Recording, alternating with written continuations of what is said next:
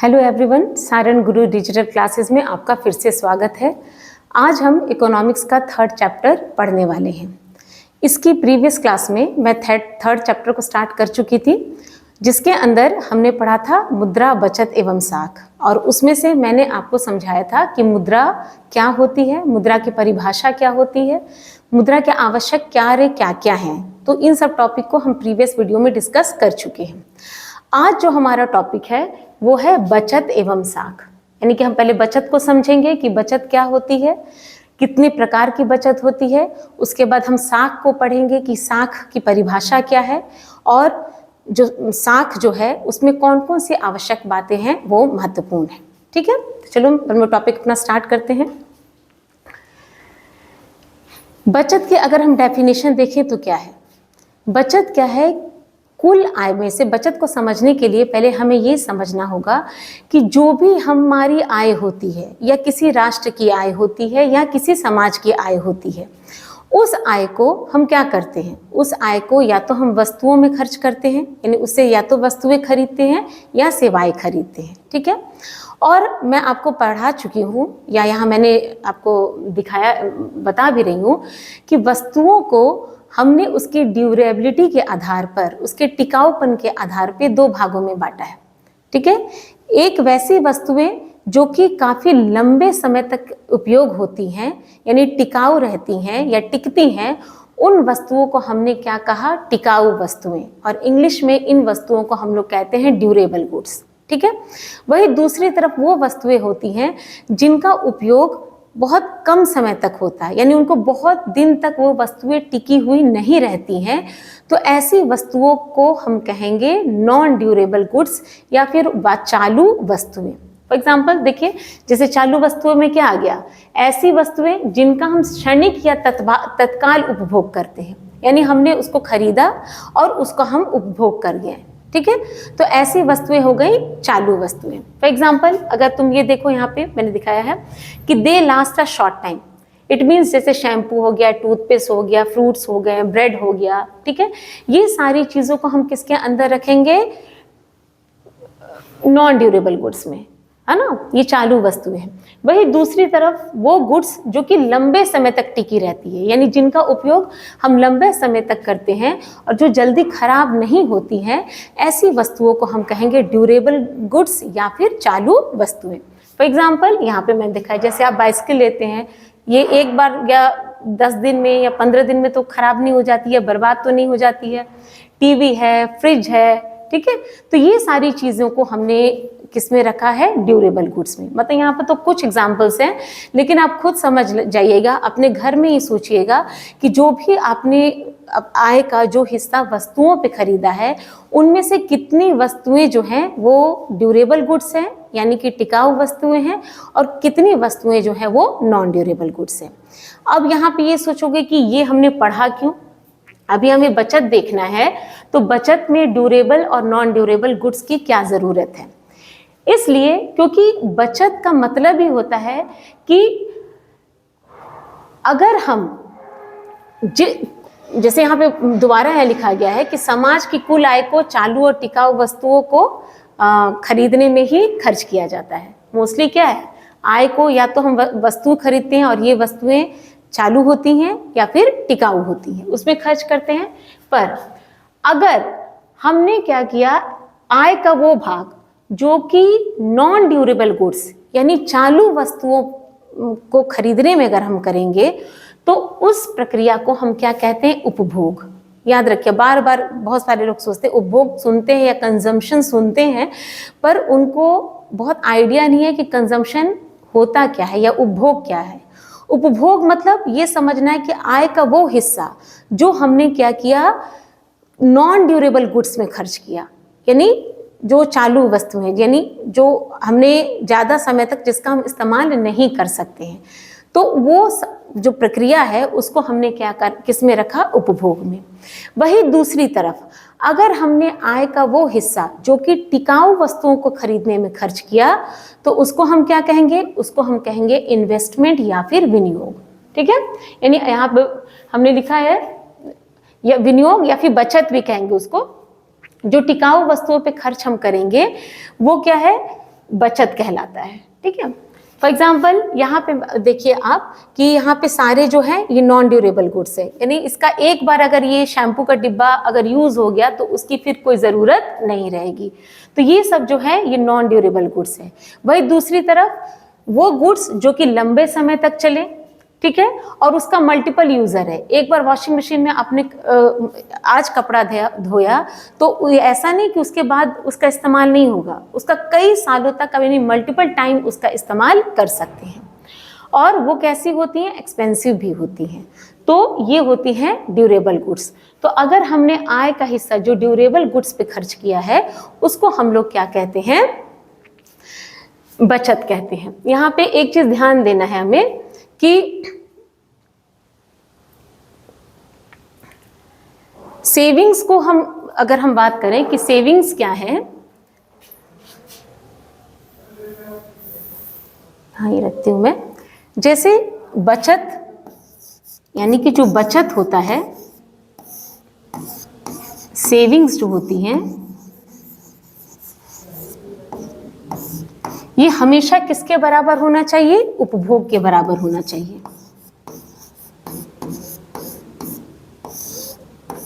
उपभोग जिसको कि हम कंजम्पशन भी कहते हैं। ठीक है, अगर अर्थव्यवस्था को स्टेबल रखना है यानी स्थायित्व प्रदान करना है तो हमेशा क्या है, बचत और उपभोग कैसा होना चाहिए, बराबर होना चाहिए। ठीक है, नहीं तो ऐसा हुआ कि हमने बचत ज्यादा कर ली तो क्या होगा, अर्थव्यवस्था विकास हो सकता है क्योंकि आप बचत ही करते रह जाइएगा, उसको कहीं खर्च नहीं करिएगा तो अर्थव्यवस्था में क्या है, गुड्स का प्रोडक्शन कम हो जाएगा यानी उत्पादन कम हो जाएगा, उत्पादन कम होगा तो इनकम कम हो जाएगी, फिर इनकम कम होगी तो बचत भी कम होगा।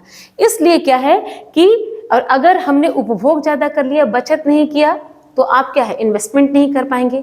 इसलिए हमेशा अगर हमें इकोनॉमी को स्टेबल रखना है तो या विकास करना है तो क्या होना चाहिए, सेविंग्स जो होना चाहिए वो किसके बराबर होना चाहिए, कंजम्पशन के बराबर होना चाहिए। ठीक है,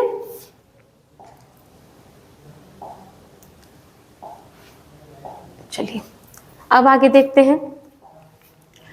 तो ये तो होगी बचत की डेफिनेशन। बचत के प्रकार क्या है, तो बचत कई तरीकों से करते हैं। जैसे तुम सोच रहे हो कि आपने बचत को हमने कहा कि जो हम टिकाऊ वस्तुओं को खरीदने में जो आय का इस्तेमाल करते हैं उसको हम बचत कहते हैं।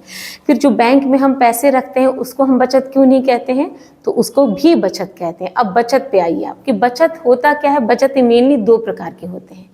जब हम अपने आय का हिस्सा किसी भी चीज़ पे को खरीदने में नहीं करते हैं, ठीक है, तो उस आय के हिस्से को हम कहेंगे नकद बचत यानी सेविंग्स इन कैश। और अगर हम आय का वो हिस्सा जो कि वस्तु के रूप में संचय करेंगे तो उस बचत को हम कहेंगे सेविंग्स इन गुड्स। इसको और हम थोड़ा सा देख लेते हैं।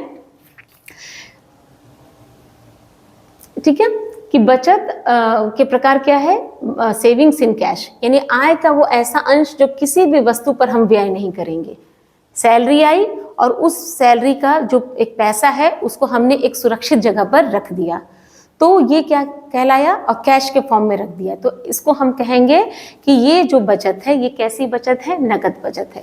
वही दूसरी तरफ अगर हमने उस आय को एक इन्वेस्टमेंट कर दिया, जैसे फॉर एग्जांपल स्टॉक्स में लगा दिया, गोल्ड में लगा दिया, ठीक है, बॉन्ड्स में लगा दिया, तो ऐसी बचत को हम क्या कहेंगे, विनियोग कहेंगे या फिर हम क्या कहेंगे, इन्वेस्टमेंट कहेंगे। तो ये दो प्रकार की बचत होती है। एक है बचत जिसको कि हम नकद बचत कहते हैं और एक वो बचत जिसको हम क्या करते हैं, वस्तु संचय में रखते हैं, इसको हम क्या कहते हैं, विनियोग कहते हैं। और बचत और विनियोग हमेशा बराबर होना चाहिए। अभी मैंने बताया जैसे उपभोग आप ज़्यादा नहीं कर सकते हैं, उसी तरह अगर जितना हमने बचत किया है उतना ही हमें क्या करना होगा, अर्थव्यवस्था में इन्वेस्टमेंट भी करना होगा। तो ये भी जरूरी है किसी भी अर्थव्यवस्था को स्टेबल करने के लिए। नेक्स्ट देखते हैं। अब तो ये बचत में बस आपको यही पढ़ना था कि बचत जो है वो उसके प्रकार कौन कौन से हैं? नकद बचत और वस्तु संचय। और नकद बचत को ही हम लोग जो है वो सेविंग्स इन कैश कहते हैं, जबकि जो हम वस्तु संचय में पैसों को खर्च करते हैं उसको हम क्या कहते हैं? विनियोग करते हैं। और लास्ट सबसे इम्पॉर्टेंट कि हमेशा अर्थव्यवस्था की स्टेबिलिटी के लिए जो बचत है और विनियोग ये हमेशा बराबर होना चाहिए। अब हमारा दूसरा टॉपिक है वो है साख यानी कि क्रेडिट। आपने सुना होगा कि लोग कहते हैं कि उस व्यक्ति की बाजार में साख बहुत है, यानी अगर आप उसके पास पैसा दे दीजिएगा या उसको पैसा दीजिएगा या किसी भी तरीके की वस्तु दे दीजिएगा तो तय है कि वो भविष्य में वापस आ ही जाएगी। तो साख का एग्जैक्टली मीनिंग होता क्या है? साख मतलब होता है एक तरह से हम कह सकते हैं विश्वास या भरोसा।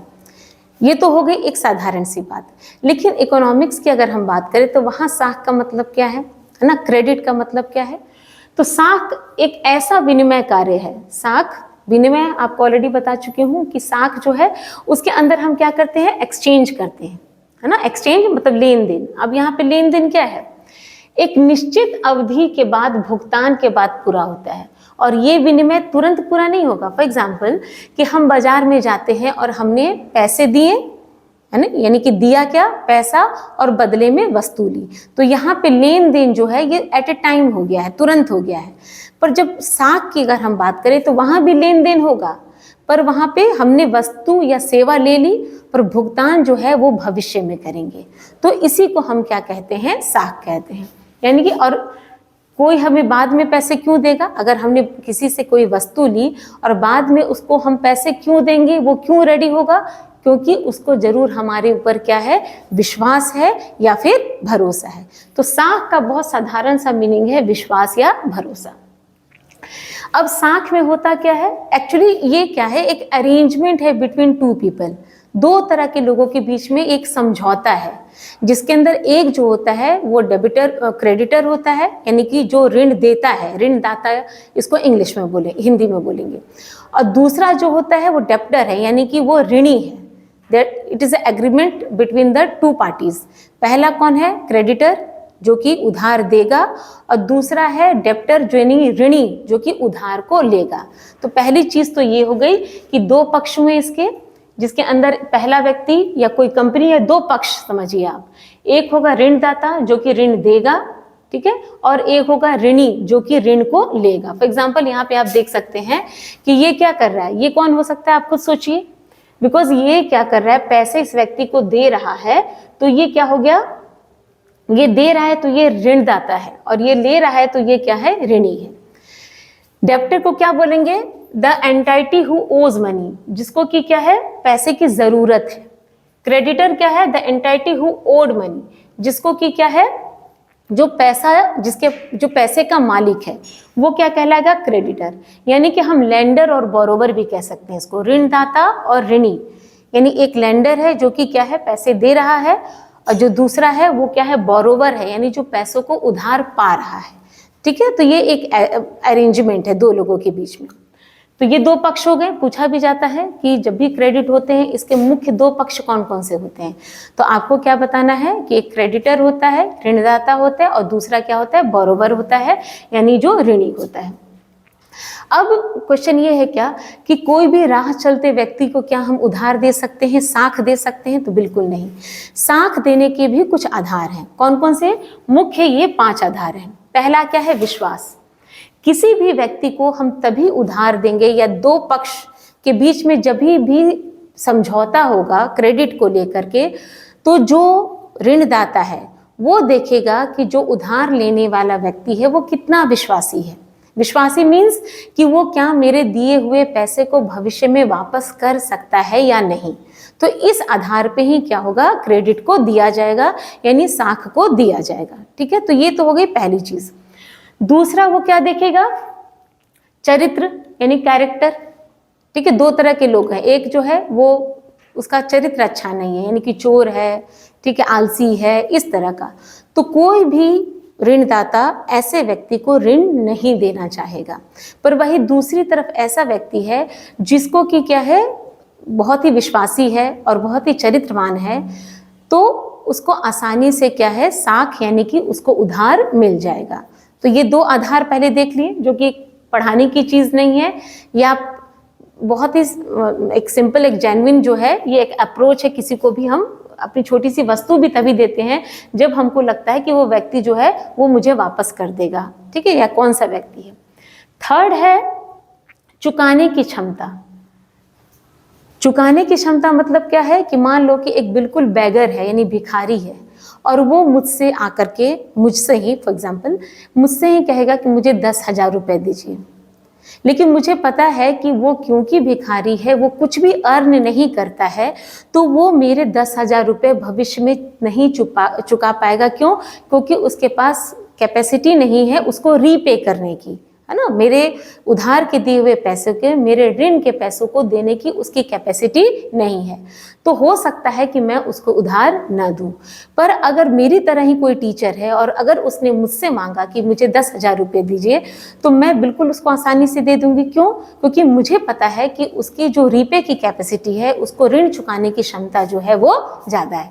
तो ये हो गया तीसरा आधार, जिसके आधार पर हमें साख दिया जाता है। नेक्स्ट है पूंजी संपत्ति, यानी कौन कितनी कैपिटल या एसेट्स को ओ करता है ना, कितनी पूंजी और किस व्यक्ति के पास संपत्ति है।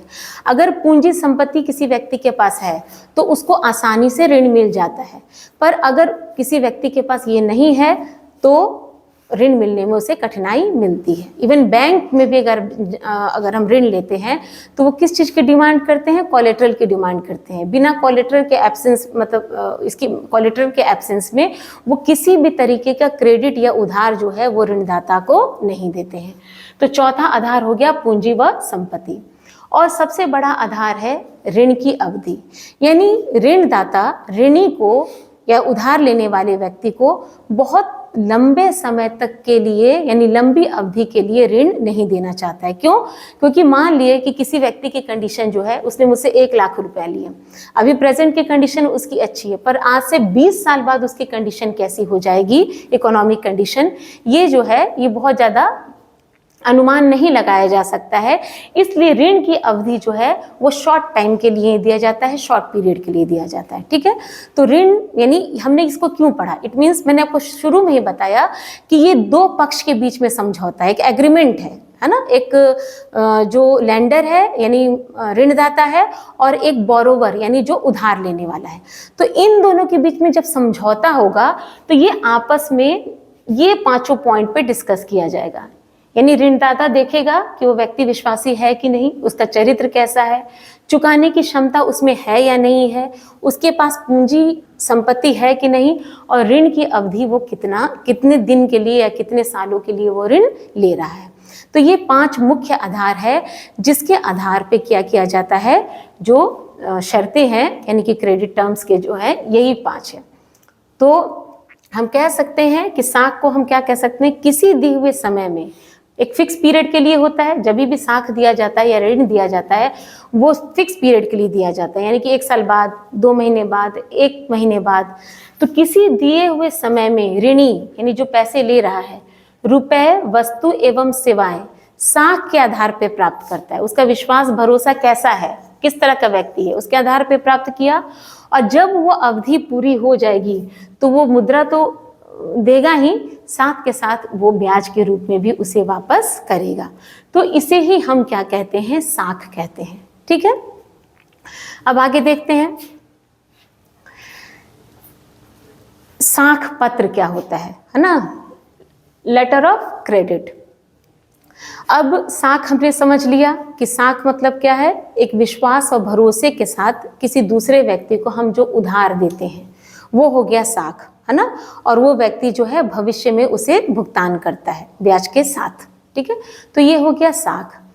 पर यहाँ पे जब हमने साख को देखा तो हमने क्या देखा कि दोनों पक्ष जो है या तो वस्तु के रूप में उधार दे रहे हैं, यानी ऋणदाता ऋणी को या तो वस्तु के रूप में उधार दे रहा है या किसी सेवा के रूप में उधार दे रहा है। लेकिन साख पत्र में क्या दिया जाता है, यानी कि जो लेटर ऑफ क्रेडिट है, इसके अंदर उधार जो है एक डॉक्यूमेंट के माध्यम से दिया जाता है, ठीक है। तो उसे ही हम क्या कहते हैं, साख पत्र कहते हैं।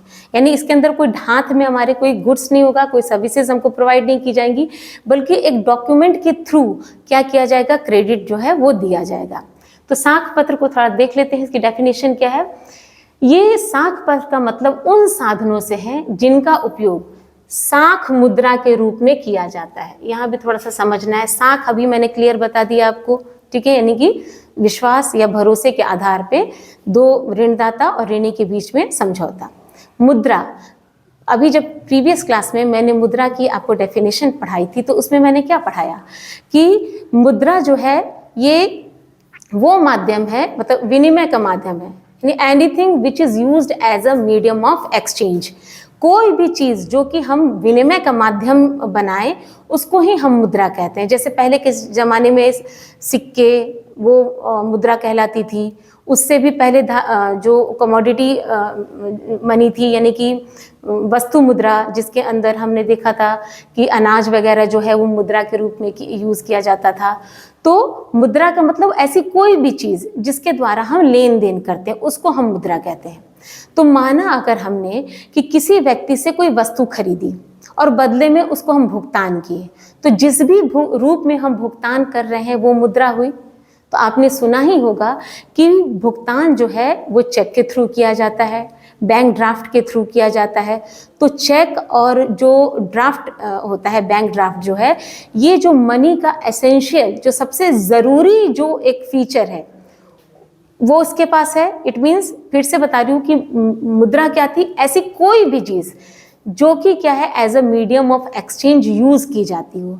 तभी तो समय समय पे मुद्रा का जो रूप है वो बदलता रहा है। अभी तक हमने पेपर नोट्स का तो पढ़ा ही था, पर अभी रिसेंट आपको उस दिन मैंने भी पढ़ाया आपको कि जैसे प्लास्टिक मनी आ गई, यानी हमको अगर किसी से आप शॉपिंग करते हो तो आप क्या देते हो, बदले में कैश थोड़ी ना देते हैं, आप क्या देते हैं, उनको एक प्लास्टिक का कार्ड पकड़ा देते हैं। वो कार्ड या तो डेबिट कार्ड हो सकता है या फिर आपका क्रेडिट कार्ड हो सकता है। आज उससे भी थोड़ा हम आगे बढ़ गए हैं, यानी डिजिटल मनी की तरफ, यानी कि आपने वस्तु खरीदा और बदले में क्या है यूपीआई किया। तो ये सब जो है मुद्रा का रूप ही तो है। तो इसी तरह साख मुद्रा क्या हुआ, किसी को उधार दे रहे हैं लेकिन किस रूप में, एक दस्तावेज, एक डॉक्यूमेंट के रूप में, ठीक है। तो साख पत्र का मतलब होता है वो साधन जिनका उपयोग साख मुद्रा के रूप में किया जाता है। और साख पत्र के आधार पर ही क्या किया जाता है, साख या ऋण का आदान प्रदान होता है। और यहाँ पे साख पत्र भी बिल्कुल मुद्रा की तरह ही कार्य करता है। यानी हमने सामान लिया, किसी से वस्तु लिया और बदले में क्या किया, उसको एक हमने लेटर ऑफ क्रेडिट यानी साख पत्र जो है वो पकड़ा दिया। यानी एक्सचेंज तो हो गया लेकिन वो भविष्य में भुगतान होगा, क्योंकि ये मुद्रा नहीं है बल्कि क्या है, साख मुद्रा है। अब साख मुद्रा के कई प्रकार होते हैं साख पत्र के, है ना। बहुत अलग अलग दस्तावेजों, डॉक्यूमेंट्स के थ्रू हम लोग क्या करते हैं, ये लेटर क्रेडिट का जो टाइप होता है ये बहुत सारा है। फॉर एग्जाम्पल जो सबसे ज़्यादा पॉपुलर है वो है चेक, ठीक है। चेक हो गया, जो एक्सचेंज बिल्स हो गए जिसको कि हम विनिमय बिल कहते हैं, बैंक ड्राफ्ट, हुंडी, प्रतिज्ञा पत्र, यात्री चेक, पुस्तिकीय साख और साख प्रमाण पत्र। थोड़ा बहुत जो इम्पोर्टेंट है उनको हम यहाँ पे देखते हैं। सबसे पहले है चेक, यानी साख पत्र का सबसे पॉपुलर जो एक फॉर्म है वो क्या है, चेक। चेक सबको पता है चेक क्या होता है। जो भी डिपॉजिटर्स होते हैं जिनका बैंक में अकाउंट होता है वो क्या करते हैं, अपने पैसों को डिपॉजिट करते हैं और बदले में बैंक उन्हें क्या करता है, एक सर्विस प्रोवाइड करता है। किस चीज़ के माध्यम से, चेक के माध्यम से। यानी वो चेक इस तरह का चेक होता है जिसके अंदर बैंक नेम ये सारा कुछ लिखा होता है। आप सबके घर में एक चेक बुक ज़रूर होगी। अब क्या है, चेक में क्या होता है, इसके अंदर बैंक डिपॉजिटर का पैसा बैंक में है। अब किसी व्यक्ति को भुगतान करना है, यानी जो डिपॉजिटर है उसको किसी को भुगतान करना है, तो वो क्या करेगा, इस चेक में पेई का नाम जिसको देना है वो अमाउंट भर करके उसको दे देगा। और बैंक जो है वो क्या करता है, इन दोनों के बीच में जो है वो ट्रांजैक्शन करवाता है, ठीक है। तो चेक क्या है, ये सबसे अधिक प्रचलित साख पत्र है। ये एक प्रकार का लिखित आदेश है ना, जो बैंक में रुपया जमा करने वाला अपने बैंक को देता है कि उसमें लिखित रकम, उसमें लिखित व्यक्ति को, ये देख लीजिएगा यहाँ थोड़ा करेक्शन कर लीजिएगा, व्यक्ति लिखा हुआ है, को दे दी जाए, ठीक है। तो ये जो फैसिलिटी है ये कौन प्रोवाइड करता है, बैंक। किसको प्रोवाइड करता है, जो डिपॉजिटर्स हैं उनको, ठीक है। तो अब सिंपल है कि अब हमने वस्तु ले लिया, जैसे चेक के रूप में भुगतान कैसे, इसको साख मुद्रा क्यों कहा जाता है, इसको आप समझिए। साख मतलब उधार, उधार वाली मुद्रा। हमने क्या किया, वस्तु ले ली, बदले में चेक पकड़ा दिया, लेकिन चेक जो है वो तो पैसा नहीं है। अब वो चेक लेकर के कहाँ जाएगा? बैंक में, जिसको हमने दिया है, और फिर 2 दिन बाद उसको पैसे, या 4 दिन बाद जब भी चेक जो बैंक जो है करेगा तो उसको वापस मिलेगी। तो 2 दिन बाद मिला कि नहीं उसको पैसा, तो इसलिए इसको हमने लेटर ऑफ क्रेडिट या साख मुद्रा कहा। ठीक है, तो ये सबसे ज्यादा प्रचलित साख पत्र है। नेक्स्ट है बैंक ड्राफ्ट। बैंक ड्राफ्ट मैंने फिर कहा कि साख मुद्रा मतलब ऐसा दस्तावेज जिसके बेसिस पे क्या होता है, एक क्रेडिट दिया जाता है। बैंक ड्राफ्ट में क्या है, मान लीजिए बहुत सारा पैसा है और हमें एक जगह से दूसरी जगह पर ट्रांसफर करवाना है, तो उतना कैश लेकर के तो हम चल नहीं सकते हैं। तो हम क्या करेंगे, बैंक में जा करके, किसी भी बैंक में जा करके हम क्या करेंगे, पैसों को डिपॉजिट करके उसका ड्राफ्ट बनवा लेंगे। अब उतना पैसा एक बिल्कुल इतना पेपर के बराबर हो जाएगा, और जब हम उस जगह पर जाएंगे, फॉर एग्जांपल मान लीजिए कॉलेज की फीस अपने बच्चे की भरनी है और बच्चे को उतना कैश ले जाने में दिक्कत है, तो हमने क्या किया, एक उसका मान लीजिए जितना कॉलेज की फीस है, मान लीजिए किसी बच्चे की कॉलेज की फीस 1 लाख रुपए है। अब 1 लाख रुपए ले जा करके हम बच्चे को दे नहीं सकते कि वो दूसरे राज्य में 1 लाख रुपए ले करके जाए। तो एक तरीका क्या है कि हमने क्या किया, जिस भी बैंक में भुगतान करना है उसका ड्राफ्ट यहीं बनवा लिया और बच्चे को एक ड्राफ्ट दे दिया, जिस छोटे से पेपर को वो अपने पास रख लेगा और जहाँ जाएगा अपने कॉलेज में वहाँ पर वो ड्राफ्ट जमा कर लेगा। अब उस ड्राफ्ट को क्या किया जाएगा, बाद में बैंक के थ्रू क्या किया जाएगा, कैश या फिर उनके अकाउंट में डलवा दिया जाएगा। तो यहाँ पे हमने क्या देखा कि एक पेपर जो है वो क्या कर रहा है, साख का काम कर रहा है, यानी कि क्रेडिट यहीं पे दोनों के बीच में एग्रीमेंट हुआ है। इसको थोड़ा सा और देख लेते हैं, इसकी डेफिनेशन क्या है, या बैंक ड्राफ्ट कहते हैं किसको। ये सबसे सुरक्षित भुगतान साधन है जिसमें बैंक, ये कौन जारी करता है, बैंक जारी करता है ना। यह व्यक्तिगत चेक के विपरीत होता है, क्योंकि व्यक्तिगत चेक यानी कि हमने अपना नाम नीचे लिख दिया और भाई इसको टू मतलब मिस्टर जो भी है उनको दे दिया, तो ये व्यक्तिगत चेक हुआ। पर यहाँ पे ड्राफ्ट हम बैंक के नाम से बनवाएंगे, तो व्यक्तिगत चेक के विपरीत होता है, इसलिए यहाँ पे लिखा गया है कि व्यक्तिगत चेक के विपरीत होता है, क्योंकि इसमें बैंक द्वारा भुगतान की गारंटी दी जाती है, ये जिससे यह कभी भी बाउंस नहीं हो सकता। हाँ, ये भी एक बेसिक डिफरेंस है। बहुत जगह आप देखिएगा चेक के रूप में भुगतान नहीं लेना चाहेंगे, क्यों? क्योंकि उसने किसी ने चेक पकड़ा दिया और जब वो चेक लेकर के बैंक में जाएगा तो पता चला कि चेक बाउंस हो गया। ठीक है, तो वो चीज़ ड्राफ्ट में नहीं रहता है ना। तो इसमें क्या होता है, भुगतान की गारंटी दी जाती है कि ये कभी बाउंस नहीं होगा। जब आप बैंक ड्राफ्ट का अनुरोध करते हैं तो बैंक तुरंत आपके खाते से राशि काट लेता है और उसे सुरक्षित रख लेता है जब तक कि प्राप्तकर्ता इसे कैश ना करा ले। एक चीज़ और मैं डिफरेंस आप लोग को बता देती हूँ, साख मुद्रा और मुद्रा में क्या डिफरेंस है। देखिए, मनी जो है it is acceptable bye everyone, वो हर कोई, क्योंकि उसको सरकार जारी कर रही है तो उसको एक्सेप्ट करने के लिए सभी बाध्य होते हैं। पर जो क्रेडिट, जो साख मुद्रा है या साख पत्र जिस भी तरह का है, जरूरी नहीं है कि सामने वाला उस मीडियम में भुगतान को एक्सेप्ट करे, ये भी चीज़ हमेशा ध्यान रखिएगा। तो दूसरा हो गया ये साख पत्र। एक और हम देखते हैं, 2 और है देखते हैं। एक है ट्रैवलर्स चेक जिसको कि हम यात्री चेक कहते हैं, और एक क्या है, प्रतिज्ञा पत्र। यात्री चेक क्या है, बिल्कुल वही बात कि हम अगर कहीं ट्रैवल करने जा रहे हैं और हम उतना कैश अपने साथ रखना नहीं चाह रहे हैं तो बैंक के द्वारा हम एक चेक मतलब पैसे जमा करके एक चेक बनवा लेते हैं, और ये चेक क्या करेंगे, हम जिस भी राज्य या जिस भी शहर जा रहे हैं वहाँ उसको जमा करके उस बैंक में हम वहाँ से पैसों को निकाल सकते हैं। तो इसको हम क्या कहते हैं, यात्री चेक। इसको एक बार देख लेते हैं।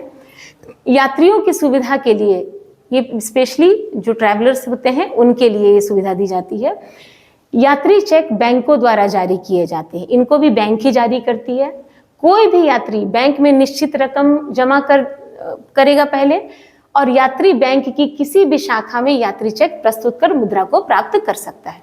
जैसे मान लीजिए कि मुझे जा करके भी केरल जाना है, अब इतना पैसा लेके जाने की नहीं चाह रही हूँ मैं, तो मैं यहाँ के ऐसा बैंक जो वहाँ भी मुझे मिल जाए, ऐसे बैंक में जा करके अपना 1 लाख रुपए 5 लाख रुपए दे करके अपना ट्रैवलर्स चेक बनवाऊंगी।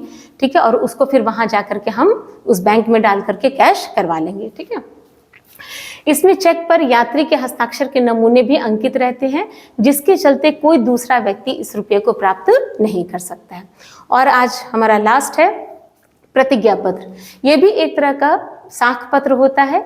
इस पत्र में ऋणी की मांग पर एक निश्चित अवधि के बाद उसमें अंकित रकम ब्याज सहित देने का वादा करता है। प्रतिज्ञा करना, यानी कि मैं आपके बैंक से पैसे ले लिए और ये कहा कि हम बिल्कुल एश्योर करते हैं कि 1 महीने बाद जो है इसको हम वापस कर लेंगे। ठीक है, तो ये जो है सारा साख पत्र के कुछ उदाहरण हैं। ठीक है, तो आज हमने बहुत इंपॉर्टेंट टॉपिक डिस्कस किया सारा। आज इसमें हमने आज क्या क्या पढ़ा? हमने पढ़ा बचत किसे कहते हैं। बचत के लिए हमने पढ़ा कि वस्तुओं पे जो भी आय का कुल भाग जो है हम वस्तुओं पे खर्च करते हैं, और अगर हम टिकाऊ वस्तुओं पे खर्च करते हैं तो वही बचत है। तो बचत को पढ़ा। फिर उसके बाद हमने साख की डेफिनेशन पढ़ी। ठीक है, कि साख होता क्या है, साख के मुख्य आधार क्या क्या हैं। ठीक है, और उसके बाद हमने साख पत्र को पढ़ा और साख पत्र के कौन कौन से प्रकार होते हैं, जिसके अंदर हमने cheque, bank draft, travellers cheque और प्रतिज्ञा पत्र, इन सब को पढ़ा। ठीक है, तो आज हमारा इकोनॉमिक्स का 3rd चैप्टर खत्म हो गया। नेक्स्ट वीडियो में हम लोग इकोनॉमिक्स का 4th चैप्टर स्टार्ट करेंगे। तो नेक्स्ट वीडियो में आप ज़रूर आइएगा। Thank you.